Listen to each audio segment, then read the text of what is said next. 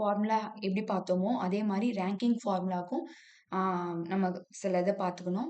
So P ranking ஓகேவா, ரேங்கிங்கோடைய load நம்ம எப்படி ஃபைண்ட் அவுட் பண்ணோம் அப்படின்னா sigma C into A capital A divided by 1 plus small A L E divided by K the whole square. ஓகேவா, so இதை நம்ம small ஏக்கு என்னென்ன வேல்யூ இப்போ நம்ம பார்க்க போகிறோம்.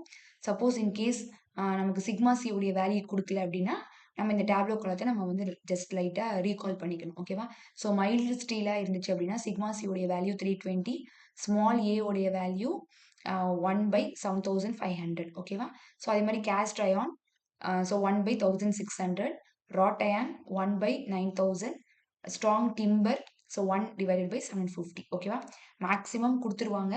சப்போஸ் கொடுக்கலன்னா இந்த வேல்யூஸை நம்ம பை ஹார்ட் பண்ணிக்கணும். ஓகேவா, ஸோ ஃபர்ஸ்ட் சம் பார்க்கலாம்.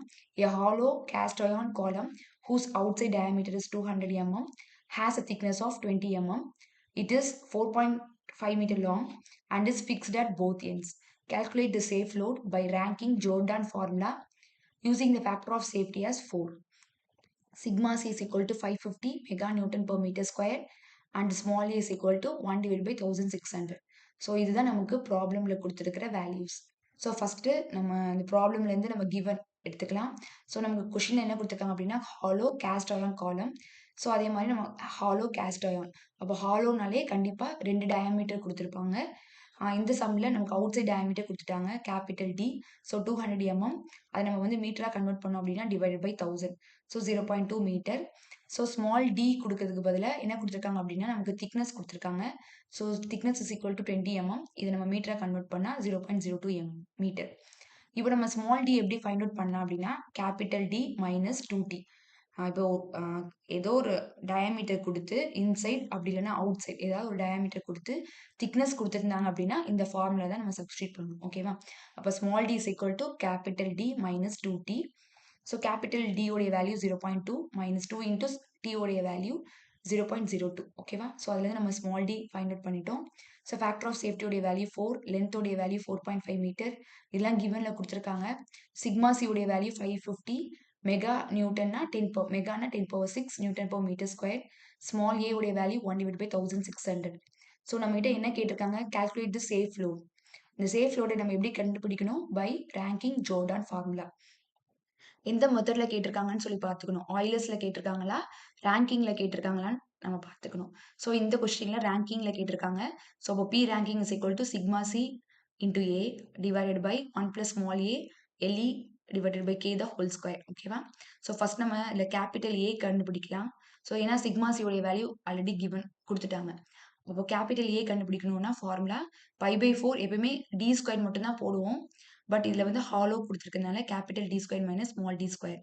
ஸோ π/4 கேபிட்டல் டி உடைய value 0.2 the whole square, small T உடைய value 0.16 the whole square. So இதை நம்ம ஃபைண்ட் அவுட் பண்ணோம் அப்படின்னா கேபிட்டல் ஏ உடைய வேல்யூ நமக்கு தெரிஞ்சிடும். நெக்ஸ்ட் இப்போ நம்ம கேபிட்டல் ஏ கண்டுபிடிச்சாச்சு. ஸ்மால் ஏ உடைய value already given, A is equal to 1 divided by 1600. எல்இ உடைய வேல்யூ நமக்கு கொடுத்துருக்காங்க, பட் அதில் ஒரு கண்டிஷன் கொடுத்துருக்காங்க. ஓகேவா, அதையும் நம்ம பார்த்துக்கணும். கே உடைய வேல்யூ ஸோ ஃபைண்ட் அவுட் பண்ணோம். ஸோ கே உடைய formula is equal to root of I divided by A. ஓகேவா, இங்கே நமக்கு இங்கே எல்இ ஸ்கொயர் கே ஸ்கொயர் வரும், அதனால நம்ம கே ஸ்கொயரே ஃபைண்ட் அவுட் பண்ணிக்கலாம். அப்போ ஐ டிவைடட் பை ஏ மட்டும் கிடைக்கும்.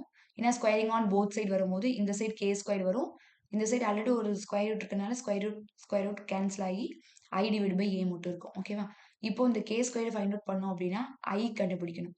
ஸோ ஐ கண்டுபிடிக்கணும்னா ஃபார்முலா பை டிவைட் பை 64. இது ஹாலோனால capital T power 4 minus small T power 4. So pi divide by 64 capital T உடைய value 0.2 the whole power 4 minus small T உடைய value 0.16 whole power 4. இது நீங்கள் solve பண்ணீங்கன்னா உங்களுக்கு ஆன்சர் ஐயோடைய வேல்யூ தெரிஞ்சிடும்.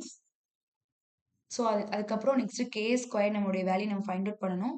ஸோ கே ஸ்கொயர் வேல்யூ எப்படி ஃபைண்ட் அவுட் பண்ணலாம் அப்படின்னா இப்போ ஐயோடைய வேல்யூ 0, இந்த வேல்யூ இந்த இருக்குது. ஸோ ஏ உடைய வேல்யூ நம்ம ஆல்ரெடி ஃபைண்ட் அவுட் பண்ணிட்டோம்.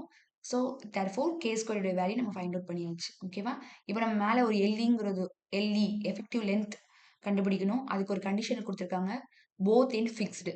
ஓகேவா, ஸோ போத் எண்ட் ஃபிக்ஸ்டுனா அதனுடைய condition L is equal to L/2.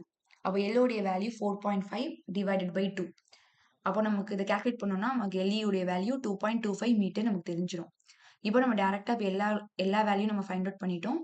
So therefore நம்ம கொஸ்டின்ல போடுறோம். So P ranking is equal to sigma. So next P ranking. So sigma C உடைய வேல்யூ இது இன்டூ கேபிட்டல் ஏ உடைய value. இந்த கேபிட்டல் ஏ இப்போ தான் நம்ம ஃபைண்ட் அவுட் பண்ணியிருக்கிறோம் 0.011. ஸோ அந்த value A next divided by 1 plus small A உடைய வேல்யூ எல்இ ஸ்கொயர். ஓகேவா, எல்இ உடைய வேல்யூ இது, அதை ஸ்கொயர் பண்ணணும். டிவைடட் பை கே, கே உடைய ஸ்கொயர் உடைய வேல்யூ இந்த சப்ஸ்டிட் பண்ணியாச்சு. ஸோ ஃபர்ஸ்ட் நீங்கள் என்ன பண்ணணும் அப்படின்னா மேலே இருக்கிறத நியூமரேட்டரில் இருக்கிறத மல்டிப்ளை பண்ணிடணும். நெக்ஸ்ட் 1 பிளஸ் ஃபர்ஸ்ட் இதை டிவைட் பண்ணோம்னா நமக்கு இந்த ஆன்சர் வரும். நெக்ஸ்ட் இதை டிவைட் பண்ணுங்க, இந்த ஆன்சர் வரும். நெக்ஸ்ட் என்ன பண்ணோம் அப்படின்னா இது ரெண்டுத்தையும் ஃபர்ஸ்ட் நம்ம மல்டிப்ளை பண்ணோம். மல்டிப்ளை பண்ணிட்டு பிளஸ் ஒன்னை நம்ம ஆட் பண்ணிக்கணும். ஓகேவா, ஸோ ஆட் பண்ணிட்டோம் அப்படின்னா இப்போ நம்ம இது ரெண்டு இதையும் நம்ம டிவைட் பண்ணணும். டிவைட் பண்ணால் நம்ம பி ரேங்கிங் உடைய வேல்யூவை நம்ம ஃபைண்ட் அவுட் பண்ணிடலாம். ஸோ அதனுடைய வேல்யூ இன் டேர்ம்ஸ் ஆஃப் நியூட்டன்ல எழுதணும். நெக்ஸ்ட் என்ன கேட்டிருக்காங்க, சேஃப் லோட் கேட்டிருக்காங்க. So safe load is equal to P ranking divided by factor of safety. அப்போ பி ரேங்கிங் உடைய வேல்யூ நம்ம ஆல்ரெடி ஃபைண்ட் அவுட் பண்ணியிருக்கோம். Divide by factor of safety 4. So therefore safe லோடுடைய வேல்யூ இன் டேர்ம்ஸ் ஆஃப் நியூட்டன்ல நம்ம find out பண்ணிட்டோம். ஓகேவா, so இது புரிஞ்சிருக்கும்னு நினைக்கிறேன். தேங்க்யூ.